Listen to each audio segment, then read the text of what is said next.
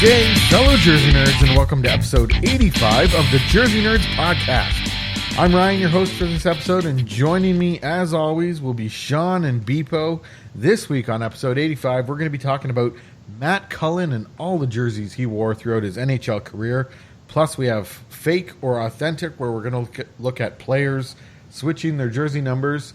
And then for Throwback Throwdown, we have a Whalers versus Whalers all-pucky battle. That's coming up for Throwback Throwdown. But as I mentioned, Beepo and Sean are here as well. Beepo, what's going on? Just recording a Ryan podcast. How about you? Beautiful. I love it. I love it. Every week, I'm looking forward to that now, as I always have been. Sean, what's going on? Well, I put down the Garfield book and I'm now here to give my full attention to the HJC podcast. It's about time. I forgot about that book. I sleep next to it. Today's jersey, 2014 Detroit Red Wings Winter Classic. I love this jersey. I wore that shirt to work today. My Datsuk Red Wings Winter Classic shirt. I am going to put Zetterberg on it. Larkin. No. I like Moritz with Cider. Not Alfredson. He did have a great Winter Classic. Alfredson's a dick.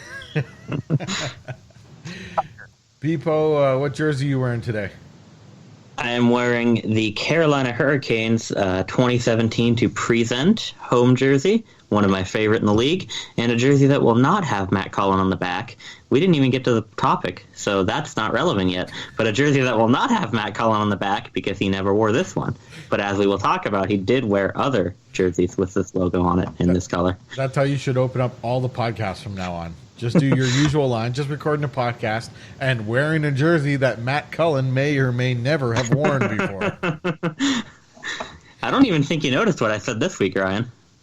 I didn't catch it this week, Beepo. I was busy writing my meticulous notes. I said just recording a Ryan podcast. How about you? All right, I'll be completely honest here. When I said what's up, my version of your microphone was on mute, and so I saw your mouth move in the usual fashion that it would move, and I had to just go on the assumption that you did your regular line. Ah, I see. You didn't notice it at all. You didn't react at all. I'm like, damn, he really wasn't paying attention. That's cold, man. That's cold. Anyone get up to anything crazy this week? Well, let's see. For those of you who don't know, I do carts in the parking lot of a retail store, and I found a couple of interesting things over this past week. If you sell them on the black market, like just in carts or just like next to the cart bay, like if you sell them on the black market or something, you might get a lot of money for them. Like they're really interesting. You found these things in the parking lot? Yeah, like someone just left one of them in the cart, and one of them was just sitting right next to the cart corral. Oh, no. It was a printer and a TV. No cords with it either. I have not been able to test them yet. They could not work for all that I know. And also, I got a car. The less interesting story there. Well, it would be great if you found all three of those things in the parking lot. That would have been a hell of a story. I mean, tomorrow, that car is going to be in the parking lot. So, and I will find it after work to drive it home. It would have been great if the story ended up you're just walking around and you found a printer, a TV, and a car in the parking lot, and now everything's coming up Beepo. I mean, at this point, it's looking like I'm going to find an entire dorm's worth of furniture in the parking lot now that I have a TV and a printer, assuming that they work. I'll just find like a table with like 3 legs, and one of them's like half of a leg. It's like it works, but it's like barely. My favorite thing thinking about that is that you're now going to be on a quest to find appropriate cables to fit those things. See, I don't know if I just want to like look on eBay and like see if I can find the model for these things, or just like look around my house and see if any other TVs or printers have the same type of cable. I think I do have a printer downstairs that has the same type of cable, but the problem is I don't know where the cables for that one went either. Oh. Like the printer is there, but the cables, I don't know where they went now. Sounds like you need a wireless life. I mean, I have AirPods, so does that count? I guess so. That's fair enough. The car, what kind of car do you have now, Beepo? It is a 2001 Ford Mustang convertible. Ooh, La-di-da. It's today I learned that it doesn't have automatic headlights that I'm used to with every other car that I've ever driven. So if every time I enter the car, I'm going to have to turn on the headlights. What's That's older? going to be a new one. Are you older than the car? No, I'm 98, but I think the car is probably older than my brother. Well, when does the car year start? Isn't that it? Wouldn't like 2001 year start like late 2000? Around there. I'm not going to pretend to be. This isn't like the Cars Nerd podcast, so I wouldn't have a good answer for that. But yeah, dude, I don't know either. Whenever we went to look at this thing on Tuesday, whatever, something like that, my dad's like checking everything out. He's like listening to the engine just to make sure it sounds good, and I'm just like, how does the speaker system work? It's a little like it's not the stock one. It's a touch screen with Bluetooth and everything like that. So I'm like, how does the speaker sound? How does that work? That's cool. That's cool that they upgraded. Who knows? It's a nice one, yeah. That previously could have had a cassette player in it. Probably did. That would have been great if that was still there, too. You could have broken out all your cassettes that you never had. I was thinking the other day, and I think the answer is no, but has a car ever had a vinyl player inside of it? Yes. Oh, okay. Yeah, I would think Actually, someone yeah, I would don't have know why had to I'm do that. surprised at that. Quite a few cars did. High-end cars in the late 60s tended to try and do that. Also, model years for cars start halfway through the year, usually around September is when they'll cull over. But to give you an idea, so your car is a 2001. It was probably made in 2000, released in September of 2000. There you go. Yes, my 2001 car that I got a year ahead of time. I'm a time traveler. Except I got it in 2019, so I'm the opposite of a time. Well, wait. Are we? Now that I think about it, we're all traveling through time right now. Are we all technically time travelers? Good point. Like, we're traveling forward in time, but we're still traveling in time. I love it. I'm a time traveler. Time travel. I should put that in my Instagram bot. Too bad you didn't get a DeLorean, because then this story would have just been fantastic. Do they make? I mean, I don't know if they make them anymore, but I mean, no. Would a DeLorean even be functional? Well, it could be functional. You would just have to hope that people don't park beside you in a parking lot, or else you can't get in or out. Yeah, really. Since 86. When did they stop? 86, give or take. Fun fact, they come in two colors. The DeLorean came in two colors? Brush stainless and brush stainless gold. And what's the difference? So you know what a DeLorean looks like? Like, for those of you who can't picture DeLorean, it's a stainless steel exterior that's got like a brushed sort of look to it, so there's no paint on it. The option you had at the time was you could order the standard DeLorean, or you could get where the metal is gold. It's just golden color, like it's gold colored metal, but it's brushed stainless steel look. So yeah, so it's just gold colored brushed stainless. You know how to get some more options? Head over to your local Walmart or Target or Home Depot or whatever. Pick up a can of spray paint and just go to town. Then your DeLorean can be whatever color you want. It's the plus package. Ew. No, here's what you got to do. You don't spray the spray paint on. That'll take too long. You got to take a hacksaw and cut the top of the can off and just dump it. Oh, man. That sounds like a... And I know what you're thinking. Couldn't you just buy regular paint to dump on there? And no, you can't. It's got to be spray paint. Why? I don't know, but it has to be. Isn't there pressure in a spray paint can when you cut into it? Wouldn't it explode in some fashion? All over you. All over you. No, just face it towards the car. Just like cut and face it towards the car, and then boom, it'll explode on the car, and then you can just dump the rest out. And boom, and just like that, it's perfectly painted. You didn't have to tape it. It ended up perfect. And that is your tips for all you DeLorean owners out there who are looking for a fresh paint job.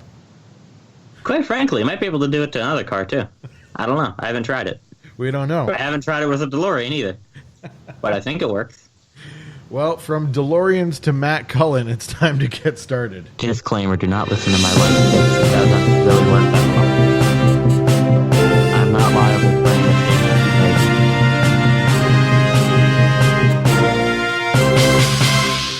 you make. Okay, so this week on the Jersey Nerds podcast, we're going to be looking at all the jerseys that Matt Cullen wore throughout his NHL career. His first season in the NHL was 97-98. This past season, 2018-19, was his final season. He started in Anaheim. He finished in Pittsburgh. And we're going to cover everything in between. So let's start with those first few seasons with the Anaheim Mighty Ducks. And when he was first called up, he wore number 45, switched to number 11, and by the end, he's wearing number 17.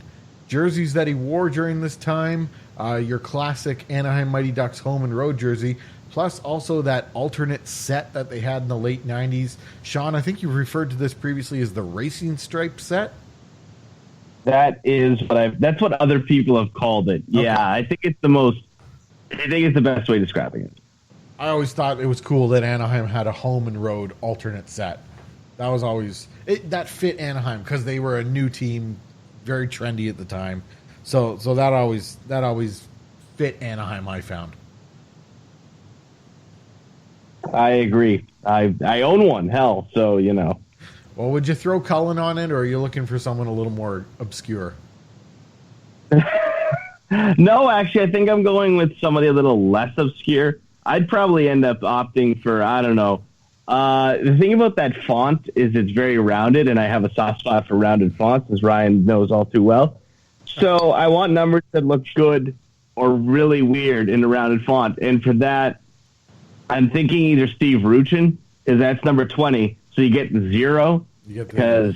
And he's more irrelevant than Matt Cullen, or what's the word? No, he's a lot not irrelevant. If you remember Steve Ruchin's playoff run in 03, he had a really good playoffs. The other option is Guy Bear, because that is the quintessential. I'm not putting Solani or Korea on the back of my jersey, and plus the 3 looks pretty cool in that font. Won't even lie. Beepo, what are your thoughts on Matt Cullen and his collection of Anaheim Mighty Ducks jerseys? I like the primary set.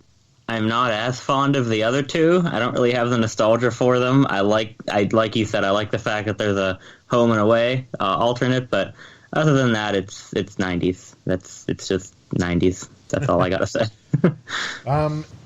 As we go through all these jerseys, I mean, Matt Cullen, he played for 21 seasons, so there's a ton of jerseys to go through, and I believe he played for, I want to say 9 different teams.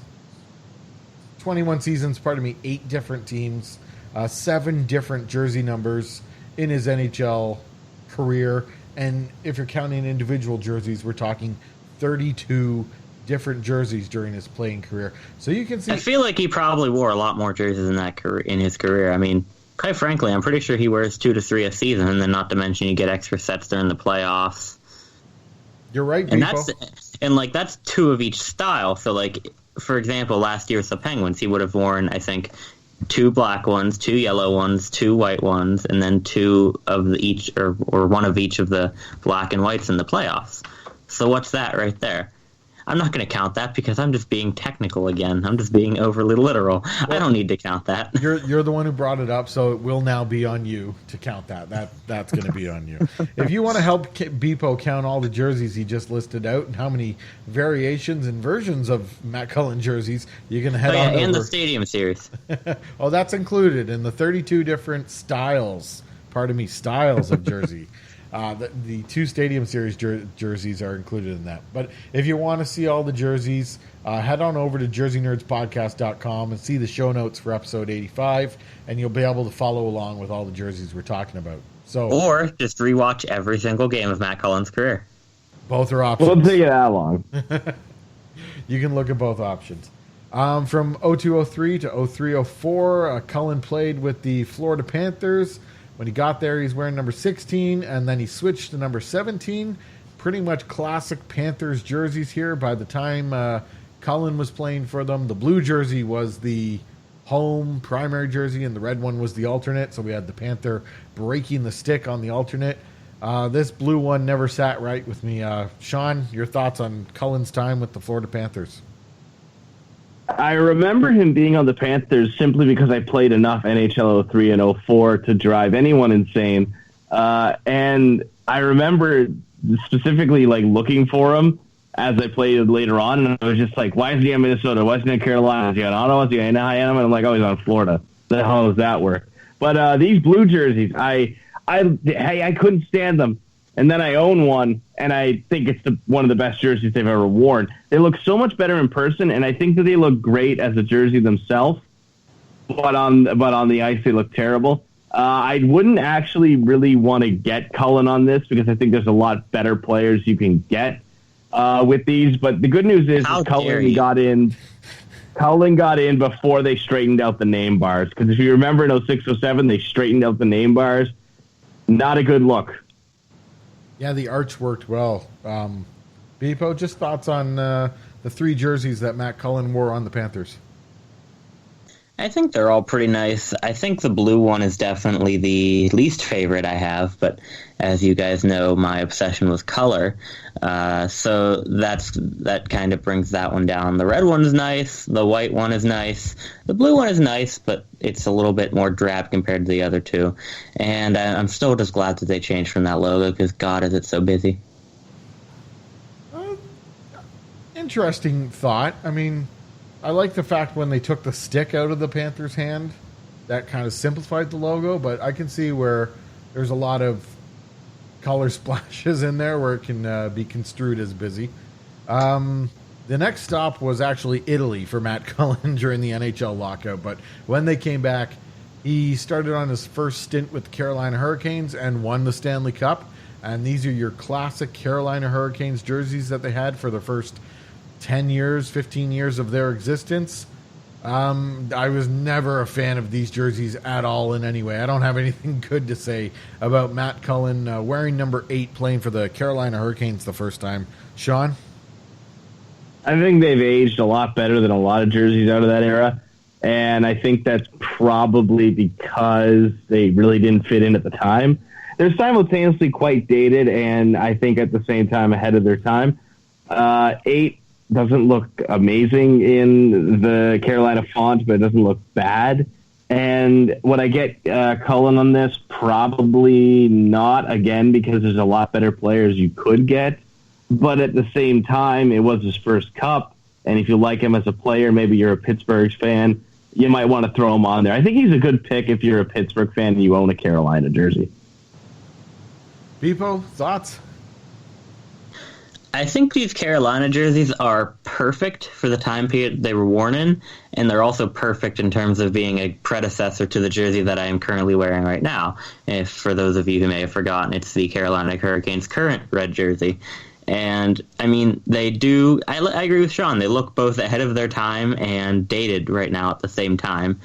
But I think it's kind of dated in a good way. I think it worked just fine for, when they wore them. And honestly, I think that what Sean said about, these Carolina jerseys, if you have a blank one, Cullen's a good name to put on if you're a Pens fan. I feel like that applies to just about any of the other jerseys here because I'll bring it up later, but I have a couple of these other jerseys, and I'm probably going to get Cullen on one or two of them. Probably just one, mainly because I have other players from that are or were Penguins to go on the other ones, coincidentally. Otherwise, I did Cullen on all of them. Just a whole closet of Cullen jerseys. I just like having former Penguins on my jerseys, or like Penguins that I liked, former Penguins, current Penguins, whatever. That's a cool theme for a collection. I think that's pretty cool. I know someone on Reddit had a Buffalo Sabres collection where every single jersey in the collection, it was like all 31 teams, I think, yeah, and each and every one of them had a former Sabre on it. That's cool. I like that a lot. That's what I try to do with mine to some degree. I'm not strict about it, but, if there's a jersey like Minnesota's home jersey that I have, I'm going to stick Cullen on it probably. Or my Blackhawks Winter Classic. If Dominic Cahoon does really well here, I'm probably going to stick him on that. Beforehand, I was like, well, I can't put Kunitz on it. He didn't play in the game. Yep, exactly.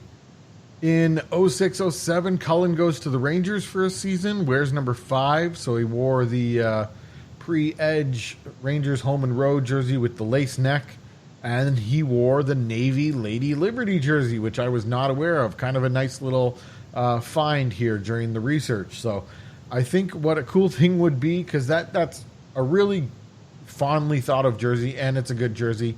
I would love to have a few in my collection, and Cullen would just be kind of a cool name to put on it because he probably only wore it a few times. It's a little bit obscure, so I think that would just really work well. Again, a nice little find doing the research for all this. Sean? You know what's funny is normally I wouldn't agree with you because there are a lot of cool names that wore the Lady Liberty jersey, like every Ranger from the 90s, Yager did. You could go with Merrick Malik if you wanted to go with like a cool story behind it. But Cullen is also a cool story behind it now. On top of that, Cullen had his best year statistically with the Rangers. So you could really argue in a year that New York did okay but not fantastic, you could definitely, if you had a pre-edge Rangers jersey, throw Cullen on there. Like this is definitely the sleeper pick. I think that it's not a bad decision, but it's not the one I think anyone's really going to jump to. Capo Caco. Put him on your jersey. Put him on your Lady Liberty. We'll have to talk about him in 20 years when he actually plays an NHL game. Instead, we're talking about Matt Cullen, who played 1,500 NHL games. But, I was going to jokingly say stick Henrik Lundqvist on your Lady Liberty, and I'm like, wait, he actually wore that one. Yeah, I think he wore it quite a bit. Yeah, he did. And then I'm like, you know what? Let's go with the guy who they just drafted a month or so ago, Capo Caco. Someone will. And I'm sure they'll be readily available by other retailers too. But Beepo, I can't wait until they have an Adidas throwback of the Lady Liberty. I'm honestly kind of surprised they haven't thrown back yet, considering how much everybody wants everything to be a throwback anymore. Yeah, agreed. Thoughts though on Cullen playing for the Rangers and just that look? Speaking of jerseys that I have that are blank, I actually completely forgot I have the blue pre-edge that I could get Cullen on. I actually probably will do that, if not Yager. And the Rangers look is just a classic, honestly. There's not much else to say about it. It's beautiful. Absolutely agreed.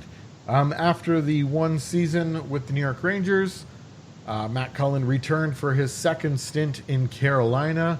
And by this time now, the Reebok Edge jersey system is in place. So he's wearing a little bit different Hurricanes jersey with the phantom shoulder yokes. And then in the 08-09 season, they begin wearing the black alternate with kind of the, whatever you want to call it, shadowed out shoulder patch, whatever they're calling that, the gray on black shoulder patch. So again, I don't have anything fond to say about these jerseys. They are definitely not my favorite.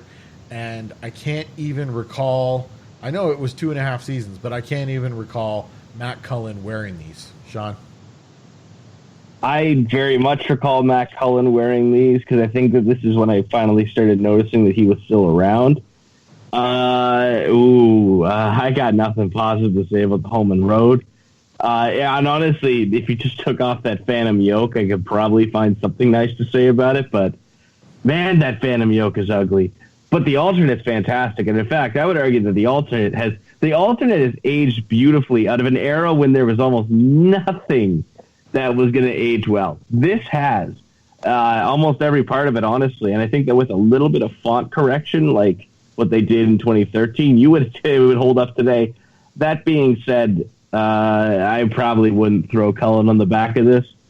You know, you got two of the Stalls wore these. You got like Jeff Skinner's some of his best years before Buffalo. He wore that. Obviously, Cam Ward. But I really probably wouldn't throw Cullen on this. There's a lot better. Sebastian Aho. He might have worn these. The alternate. So. The alternate. Okay, the alternate, yeah. Yeah, he wore the alternate. You can put Sebastian Aho on the alternate. There you go. Andrei Svechnikov. Oh, Justin Falk. Which one? Perpetual Future Leaf. Beepo, your thoughts of Matt Cullen wearing the original Edge Hurricanes jerseys? This is around the time where these Carolina Hurricanes home and roads really began to become actually dated.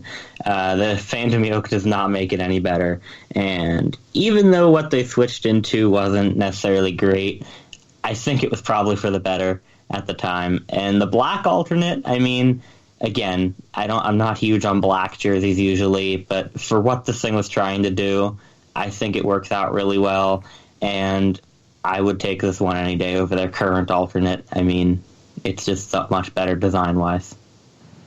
All right. In 2009-2010, the Hurricanes traded Cullen to the Ottawa Senators.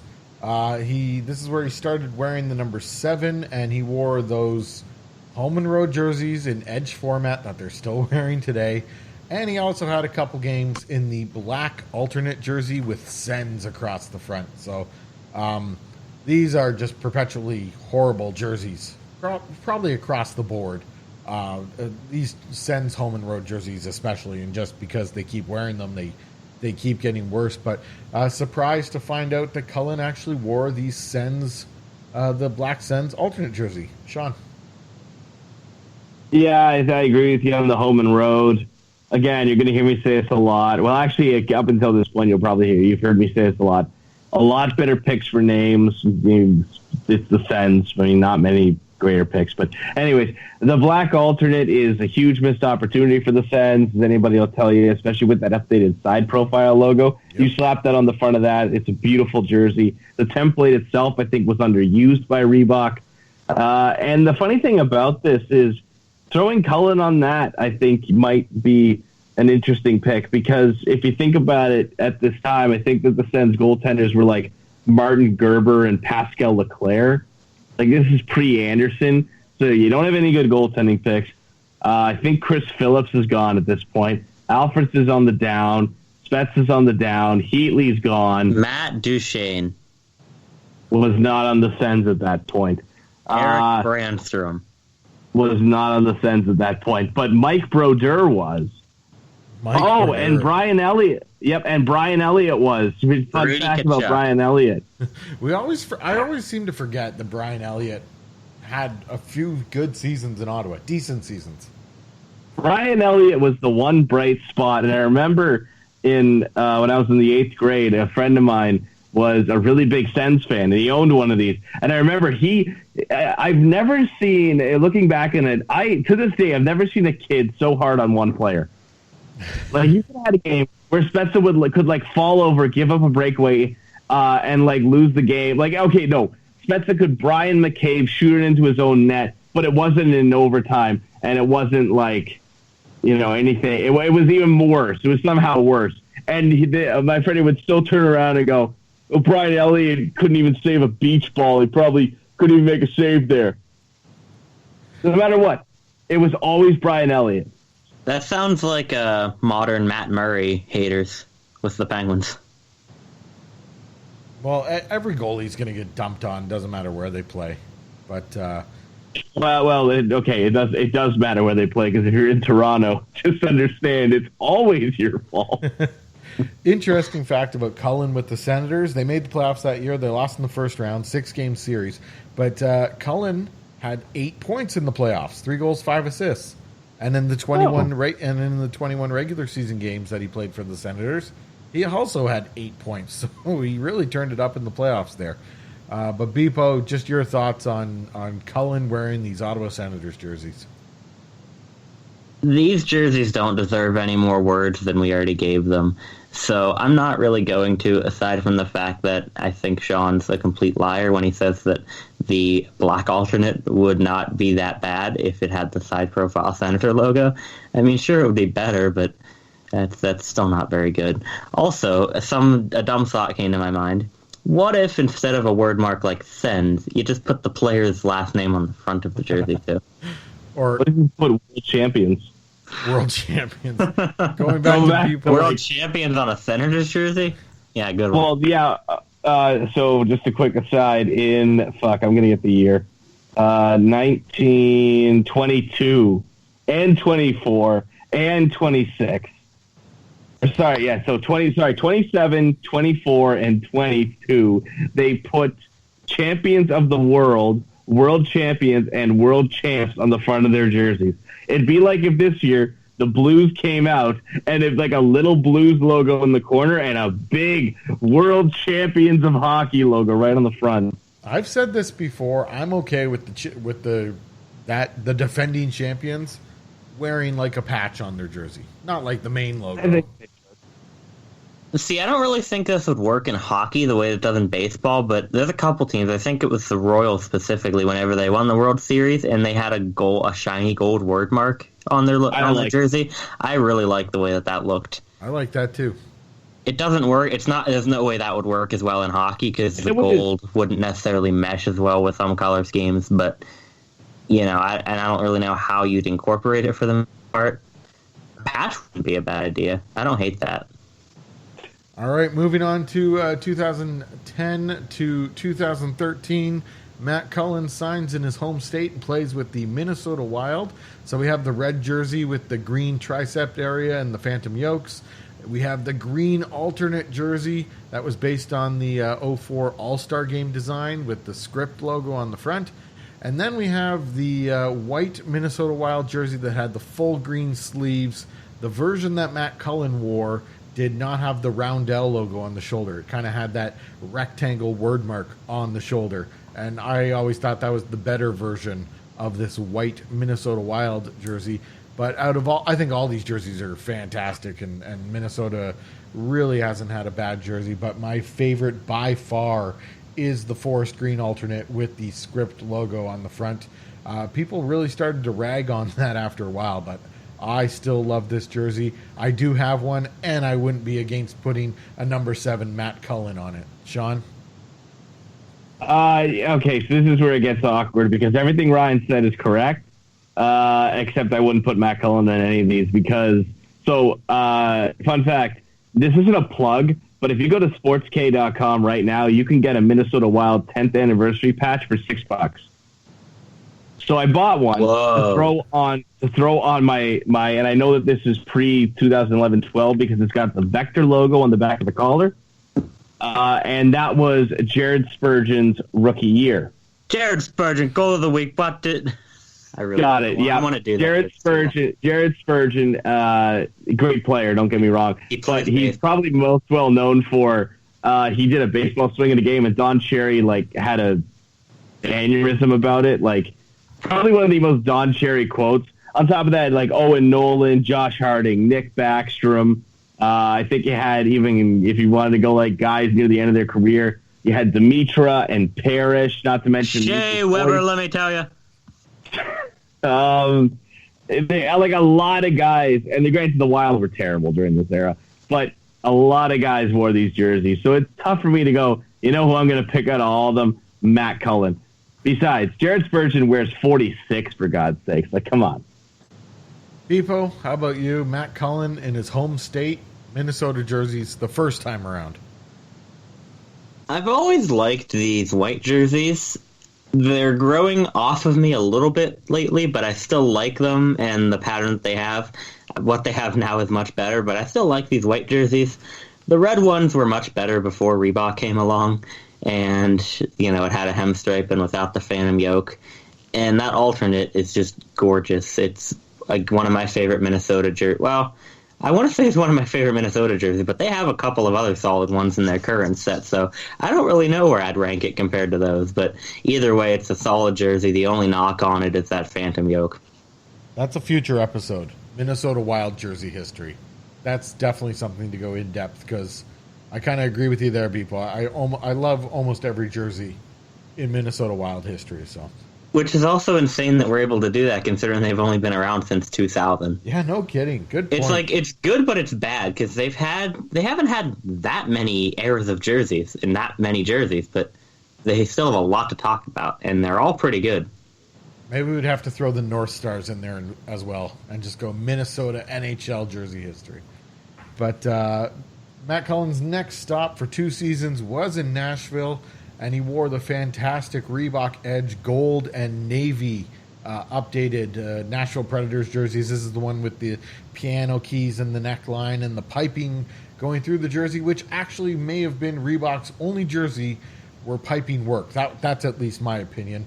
And from this point on, actually from the time he played with Ottawa on, Matt Cullen's just stuck with number 7 for the rest of his career. So number 7 on the Nashville Predators, Matt Cullen.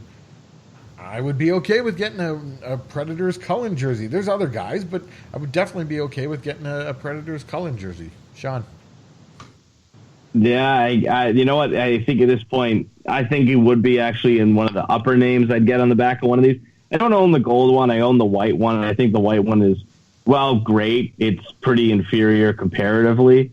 But that being said, this was a really gorgeous set. One that I think a lot of people, when they want to get one Nashville jersey in their collection, it'll be one of these two. And you know, I think that I just think that it's weird because the guitar strings and the numbers, 7 is the one number. I don't think you see that enough. Like, not a lot of players on Nashville, I think, even really wear it. So, you know what? Do it. Do it up. Look cool. Beepo, thoughts on Cullen's Nashville jerseys?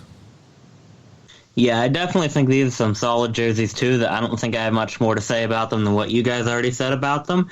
And I do own one of these in white, but Cullen is not going to be the name I get on this one because there's another Penguin that I think deserves to go on it more, and that is Patrick Hornquist, also former Nashville Predator, and the guy who scored the goal to end the Nashville Predators season in 2017 and give the Penguins the cup. And also, he was... whatever year he was drafted, he was the last person drafted in the entire draft. 2005. The Penguins have both the first and the last guy from that year, Crosby and Hornquist. That's cool. I believe I'm correct in that. I'm going to look it up just to make sure, but I'm 99% sure that was 2005. That's a good stat. Well, it is time to move on to the Penguins now. So this is Matt Cullen's first go-around with the Penguins. 2 seasons there. It couldn't have gone any better. As most of you would probably know, he won the Stanley he won the Stanley Cup with the Penguins both of those seasons. Yes, he did. The first season that he was there, 15-16, the Penguins were still wearing their Reebok cookie cutter home and road jerseys with the black and the Vegas gold, but they also had the retro black 90s jersey as an alternate. And then the following season, the alternate was promoted to the home jersey, and they brought back the white retro away jersey. So Matt Cullen has worn a lot of different jerseys with the Penguins, and in this run, you can also throw on the yellow 2017 Stadium Series jersey, which for me is probably my favorite Matt Cullen Penguins jersey, and that's just because of the stenciled numbers. Sean? Okay, so stenciled numbers and everything with that jersey. I love that jersey. Cullen would actually probably go on it. And the reason why I say that is because Cullen came into a weird time in Pittsburgh history where all the players, you like Malkin, Crosby, Kunitz, Letang, you could have gotten them on either of the blue alternates or the edge home and road or the pre-edge home and road or that gorgeous 2014 Stadium Series jersey that they should have based the set off of. But that's aside from everything. Yeah, actually, if I had to pick one jersey to put Cullen on, it would be that yellow Stadium Series jersey. I don't even know if he had a good game that time, but he had a good season. So, yeah, that's my pick. All right, here we go, Beepo. Cullen on your Pittsburgh Penguins, his first go-around. Just speak to the jerseys that he wore this time. Those original Edge jerseys, let's just try to ignore those and forget those ever happened. The only positives about those ones are the Stanley Cup memories and that that photo of Phil Kessel, the first time he ever put that jersey on. The other ones with Pittsburgh Gold, absolutely gorgeous. The Stadium Series one is great. I like the stencil numbers. It's definitely not my favorite of the set, but it's absolutely gorgeous. I love how yellow it is. And the other two, the home and road, the road's probably my favorite of that bunch. I love the road jerseys from this set and what they wear now, but they're all just gorgeous. I love the yellow. Probably my favorite jerseys in Penguins history, and I'm jumping the gun a little bit, but probably my favorite that Cullen have ever worn too. Totally not biased at all, and that was totally not sarcasm at all. All right, for the 2017-2018 jersey, Matt Cullen went home to play with the Minnesota Wild again. This is the second time. Many people thought this would be his last season. So this was the first season for the Adidas sweaters. So he wore the green Minnesota Wild jersey with the chest stripe, and then he got a chance to wear the classic white jersey with the squared shoulder yokes. This is without a doubt my favorite Adidas set set of jerseys all time. So Matt Cullen wearing these, I would be happy to get, again, a number 7 Matt Cullen jersey in either of these. This is just a beautiful, beautiful look. Sean? I agree for sure that this is probably top 3 of Adidas sets, and Cullen is one of the best names to get on this, because other than that, who else are you going to get? You can get Dubnyk, he's great. You can get Spurgeon, he's great. Cullen, again, is a top 3 pick, and on top of that, at this point, the legend of Matt Cullen was solidified, and he was a desirable name to get on the back of one of these. So, yeah, no, this is a good choice. Beepo, thoughts on Cullen's one-off year here in Minnesota before going back to Pittsburgh? Just like you, Ryan, these are some of my favorite jerseys in the league right now. That green one especially is gorgeous, and I do own this green one, and this is the one jersey in my collection that I can say for certain I'm going to be getting Cullen on, because I have a Mighty Ducks one I forgot to mention. That one, I'm kind of a toss-up between Cullen and Kunitz at this point. This Wild jersey, I don't really have any other Penguins that I can think of who wore this one, at least off the top of my head. So Cullen it is. And then again, I mentioned the Predators one is going to be Hornquist. So definitely going to get Cullen on this one. And for the final season, 2018-2019 season, Matt Cullen came back to the Pittsburgh Penguins. He was wearing the Adidas original Penguins jersey, home and road. Plus, he also wore the yellow alternate, which was loosely based on the 2017 Stadium Series jerseys, and he wore the 2019 Black Stadium Series jersey. So I have definitely fallen out of, I don't know how to say it, but fallen out of like with that Black Stadium Series jersey. The more pictures I see it, the helmet is just goofy for that whole uniform.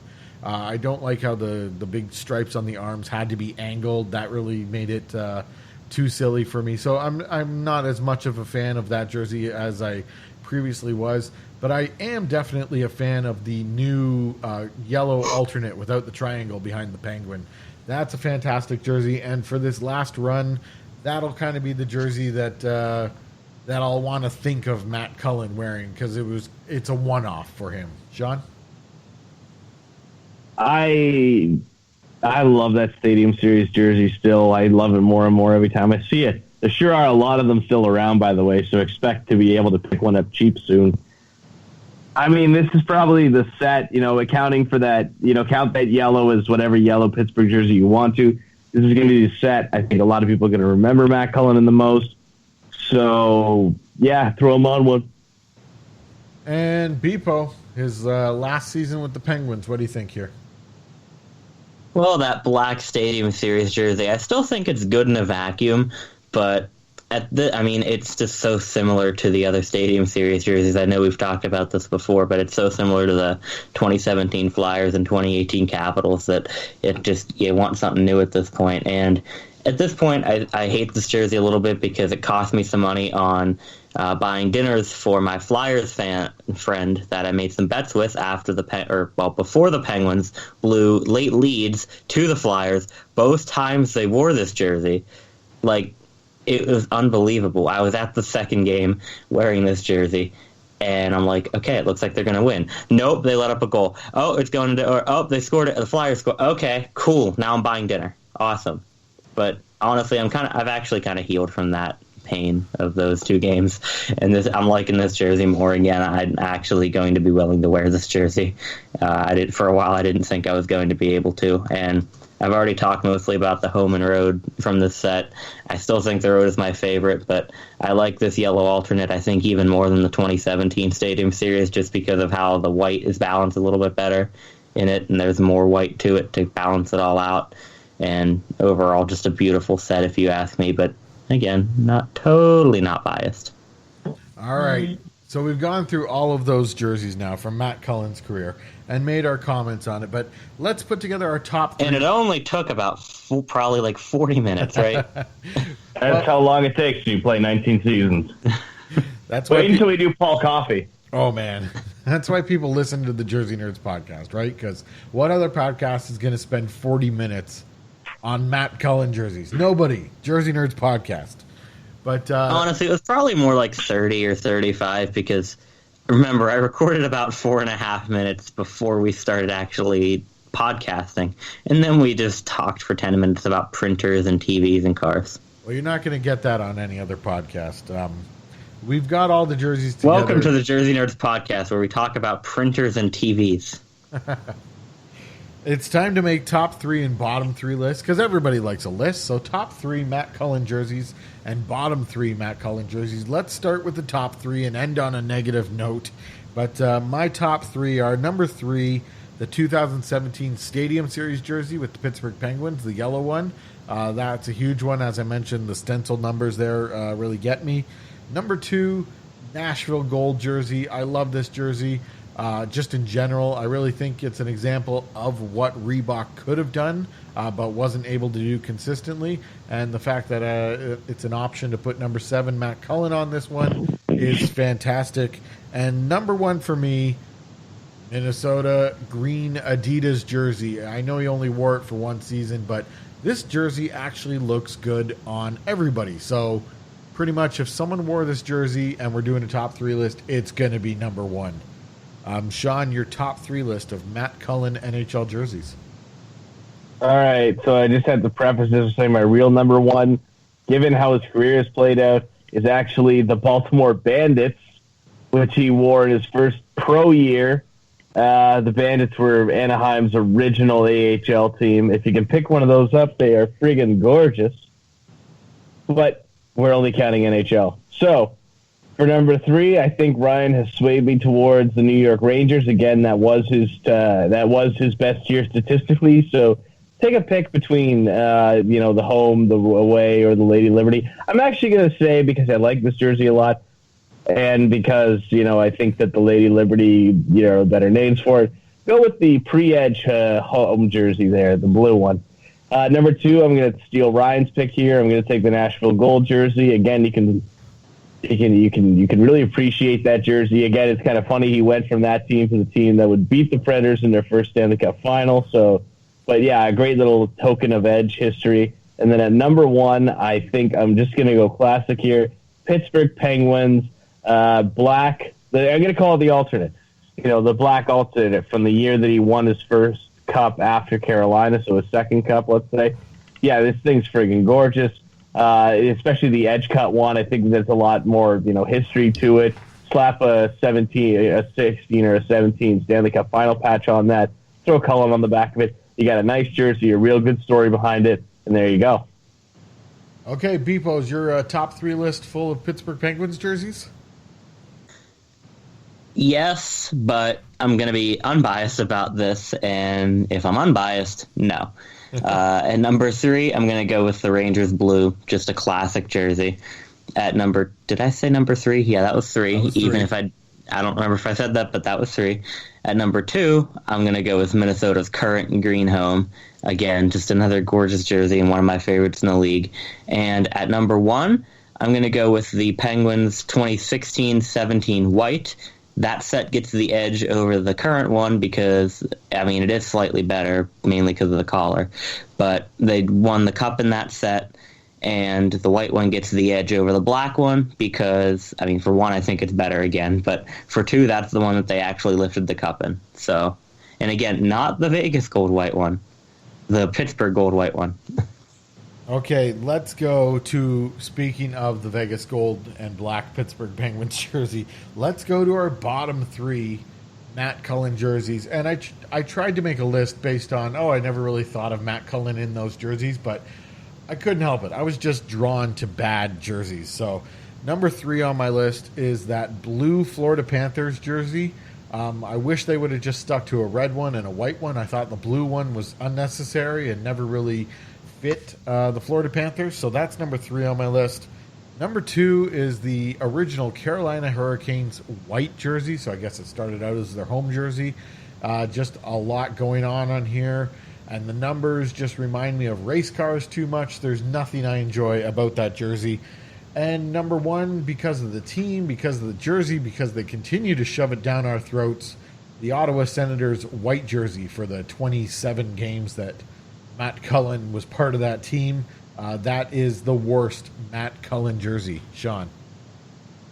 All right, number 3, I'm going with the Jade Anaheim Mighty Ducks of Anaheim alternate. While the white one lasted for several seasons, the Jade one would only last for, I do believe it was only 2 seasons. And while the white one, you could get a lot of people on there, I just think that for those 2 seasons, to pick Matt Cullen out of all the names you could pick on there, I think you'd be really selling that jersey short. And on top of that, despite it at one point being one of my favorite jerseys in NHL history, it has really, really fallen off of that. So, there's number 3. Number 2, I'm going to put the Carolina Hurricanes edge home because, again, his first stint in Carolina, at least Matt Cullen won a cup. I don't really have a lot of nice things to say about these jerseys, but on the other hand, I mean, they did make it to a conference finals once. So there's that. And then at number 1, I'm going to steal Ryan's pick. Again, I'm going to have to go with the Sens. Take your pick of whichever edge jersey you want. I'm actually going to take the away because I don't mind the red home one as much. That away jersey, I just think the color balancing's terrible on it. There's not a lot to like about it. There are somewhat, I guess, better names you could put on there. But overall, just like I don't even think you'd really want one in your collection. And Beepo, round us out with the bottom 3 Matt Cullen jerseys. Now, I know we're supposed to be picking individual jerseys here, but for these 3, I'm just going to go with the sets because, at least in my eyes, there's truly no discernible difference between the lights and the darks, and I have no reason to pick one over the other. So, for number 3, I'm going to go with the Penguins Reebok Edge original set, which, if I was going purely based on aesthetics, would be number 2. And number 2 and 3 would switch on my list, but I'm biased, so I like these ones a little bit more just because of nostalgic reasons. So it's going to be my number 3.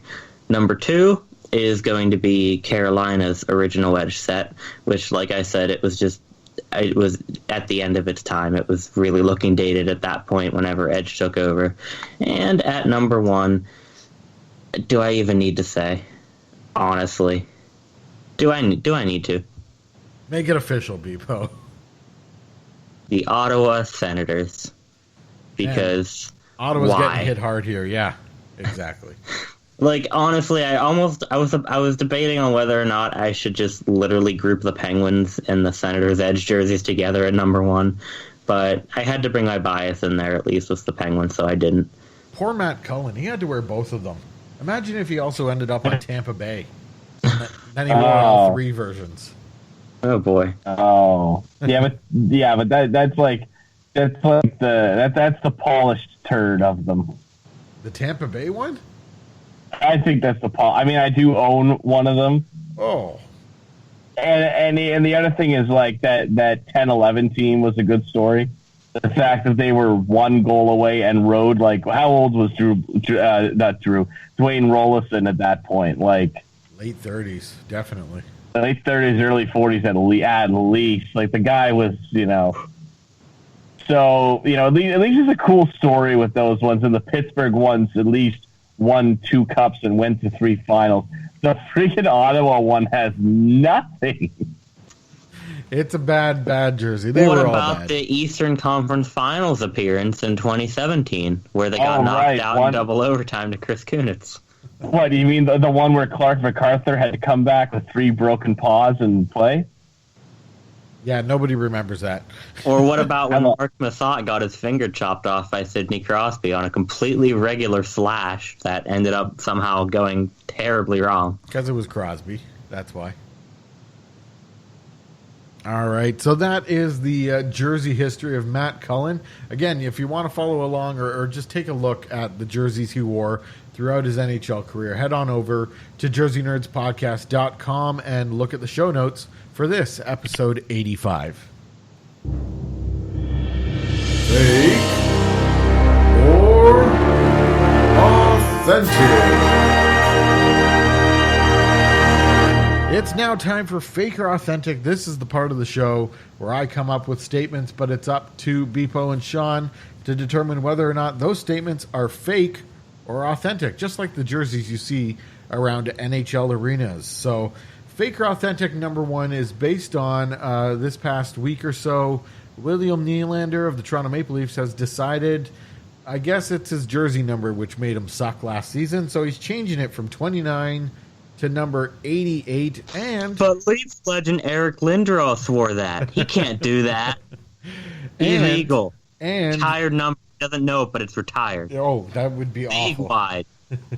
He is covering at the Maple Leaf store anyone who has a number 29 jersey and wants to bring it in and get it recrusted with number 88. He is apparently covering the cost of that. So that is the basis for Fake or Authentic number 1. I would be upset if I bought a Nylander jersey and then he changed his number a couple years later. So assuming that he's not covering the cost of the replacement, Fake or Authentic, I'd be upset if I bought a Nylander jersey and then he changed his number. Sean, Fake or Authentic? It's authentic if I did it like a week beforehand and paid full price, but it was 2 years ago. I mean, you got 2 full years of that number out of it, and if he had better seasons then, which is all entirely possible, let's be realistic.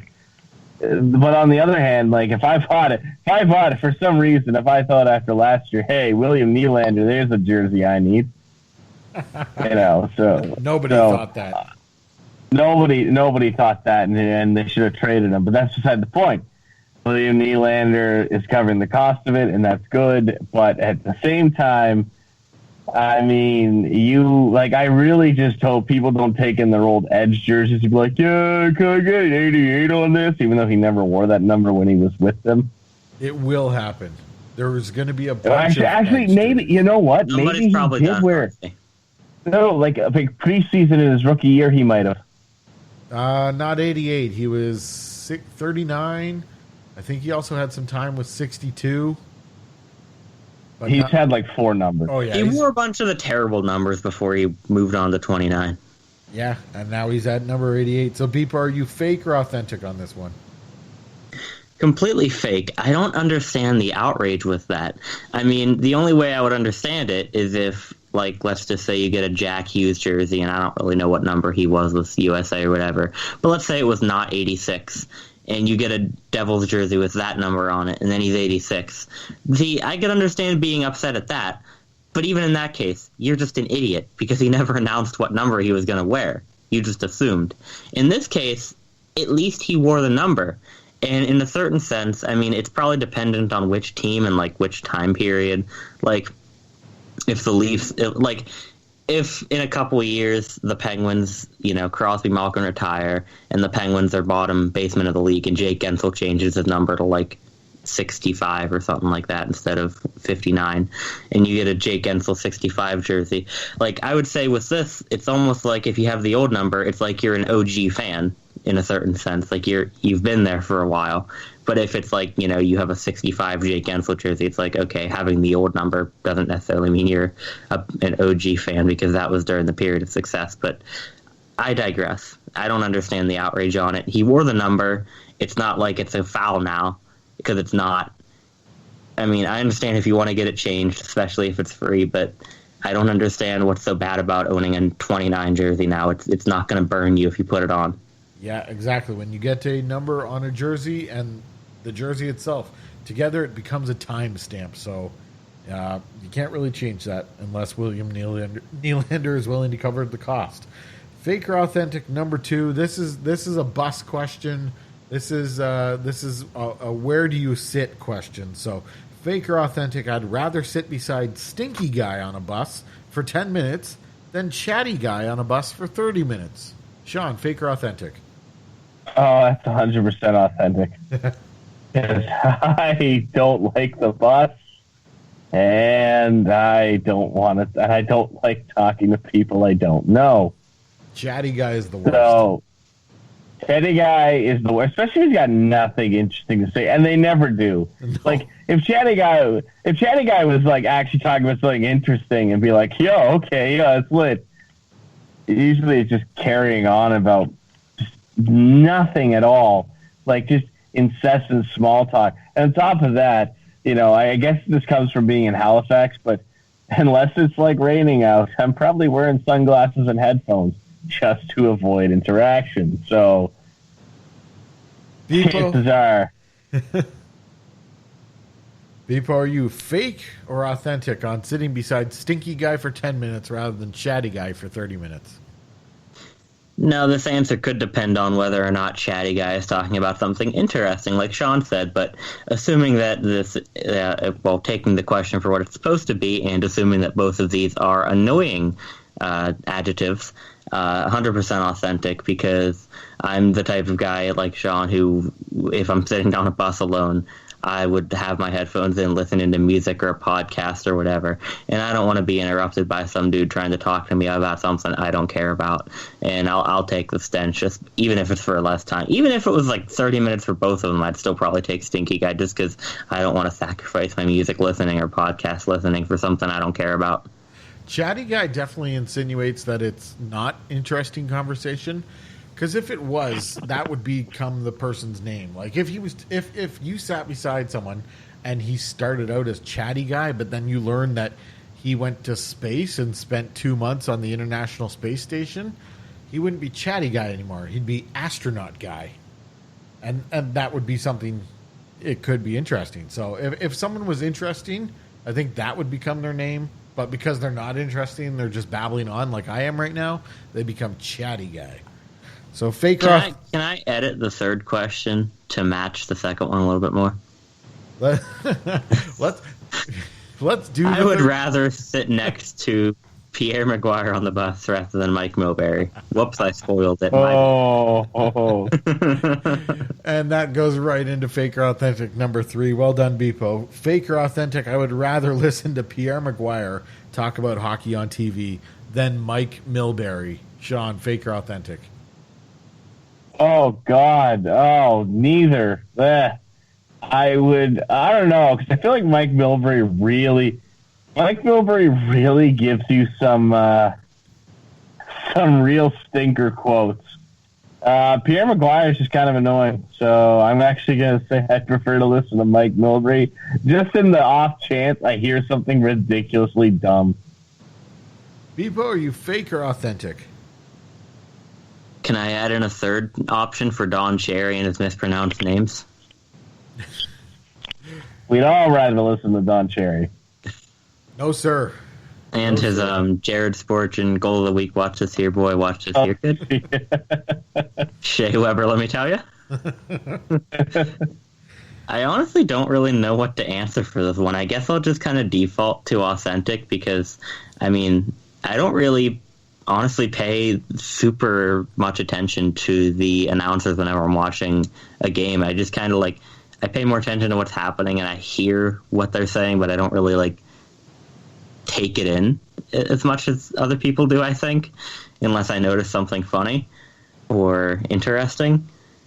So, and from what I've heard on, I've been listening to Spit and Chicklets again lately, and I think this was an older one, but somebody who played under McGuire said, he at least kind of, he has some hockey knowledge, even if he's not necessarily, the best with it, or he had some interesting ideas or something like that. So I guess I'll take Pierre, whatever. It doesn't seem like most people have something decent to say about Mike Milbury. Plus his track record with the Islanders was awful. Absolutely awful. This is a little off topic, but this is a funny story, so I'm going to retell it from whoever it was who was talking about that. But I think it was Pierre was the coach in Hartford at the time, and they were playing the Penguins, and they're like, they're trying to play against the Penguins' power play, and they're trying to kill a penalty. So Pierre had one guy just completely tail Mario Lemieux and follow him around everywhere. Lemieux catches on, goes to center ice, and then Yager bangs Yager, and I think I don't remember who the other guy was. Might have been Larry Murphy at the time. They just bang one in the net, and then Lemieux's just already lined up at center, ready for the face-off as soon as that happens. That's good. That's good. I really wish I remember who it was, who they were talking to, who they were interviewing, but it's good. That's good.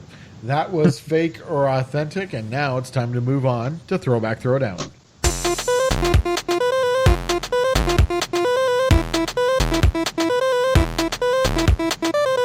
This week week on Throwback Throwdown, it's a Whalers versus Whalers battle. It's a Pucky versus Pucky battle.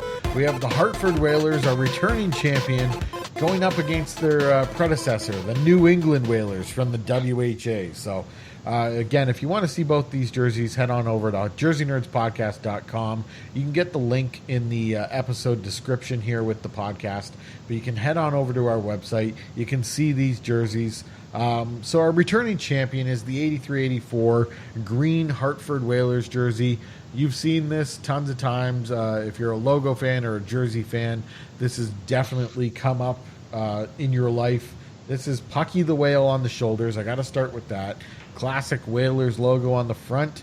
The big white cuffs with the royal blue stripe going through it. And then the hem is a big white hem with two royal blue stripes. So that is our returning champion, the 83-84 Hartford Whalers green jersey. The challenger this week, the New England Whalers from the WHA, the final season of the WHA, 78-79. And guess who is also on the shoulder of these jerseys? Pucky the Whale. He's in forest green, and he's outlined in yellow. This is very much like a Detroit Red Wings jersey. So it's a white jersey. It has green sleeves, and then the white stripe in the sleeves, but that white stripe is outlined in yellow, and then the hem is a green stripe outlined in yellow as well. And in a very insensitive logo that probably wouldn't get by today, we have a W for Whalers, and then a harpoon going through it, because obviously you're trying to hunt your own namesake, which kind of doesn't make sense, but it's fierce and menacing. And it was the WHA, so who the hell cares? So You know what the best part about this Throwback Throwdown is? No matter what happens, Pucky wins. Pucky's coming out on top this week. That's a good Although, no matter what happens, Pucky also loses. So, I mean... Aww. Poor Pucky. I'm going to look at this as a half-glass full type of guy, and Pucky wins no matter. Excellent. So this is a fantastic NHL Whalers jersey. We've talked about it for the last couple weeks, definitely, because it's the returning champion. But again, Sean, trying to say something positive about this green Whalers jersey. It's something that hasn't been said before. It's tough to... Yeah, it's tough to say, because everything that I want to say actually comes from the jerseys that don't have Pucky on them. What can I say about this one? You know what? Of the two Cooperall teams, the Whalers did it better. Beautiful. I was going to go the Cooperall's route as well. Beepo, I don't think there's... What else is there left to say here on these jerseys? Except for all of the Hows wore their full name on the back of these green Whalers jerseys. I don't think I got anything new. Just a beautiful jersey. It's a unique color, and best of all, Pucky. Pucky. All right, well, let's go to one of the original Pucky jerseys here. The New England Whalers from the WHA. They were absorbed into the NHL the following season and forced to rename themselves and rebrand themselves. So the New England Whalers, Sean, your thoughts on this jersey? Okay, so, I mean, these are definitely an upgrade over what the New England Whalers... So if you look at these, you'll notice that there's a space between the yellow and the green, as there should be. On the previous jerseys, there wasn't, and while it doesn't look particularly bad on the white, I can assure you it looked atrocious on the green jersey. So this is an improvement over what they had worn before, and there's a few things to like about it. I do like the crossover collar that a lot of teams had in the WHA. The logo is desperately 70s and definitely a downgrade, but Pucky looks good. I think he looks good on the white jersey with the gold outline and the white eye. The green eye and the gold outline with the white whale, on the other hand, Pucky looking irradiated, honestly, during that era. But you know what? Realistically, it's far from the worst Whalers jersey ever, and I think that there is a fair amount of charm to it. Beepo, your thoughts on the New England Whalers jersey? You know, Ryan, funny enough, I didn't notice this until Sean pointed it out in his review, but you actually do have the image on the website wrong, because in the hem of that one, does not have the space between the white or the space between the green and the gold on the hem stripe.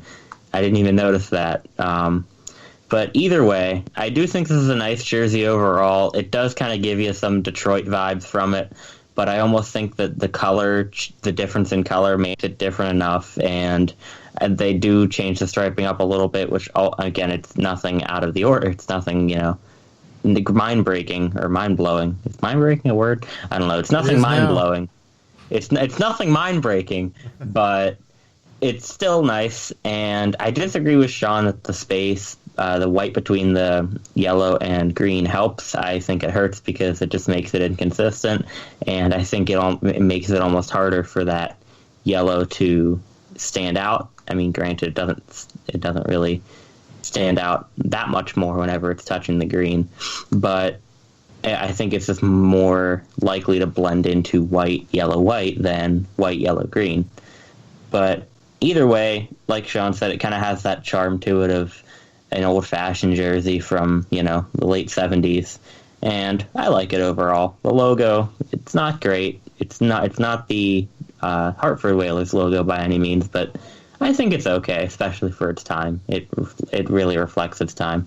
But it's solid, nothing mind-breaking. I said that again. I didn't even mean to say that. It's nothing mind-breaking, though. An update to the description of the New England Whalers jersey, then. We're looking at... also, Pucky.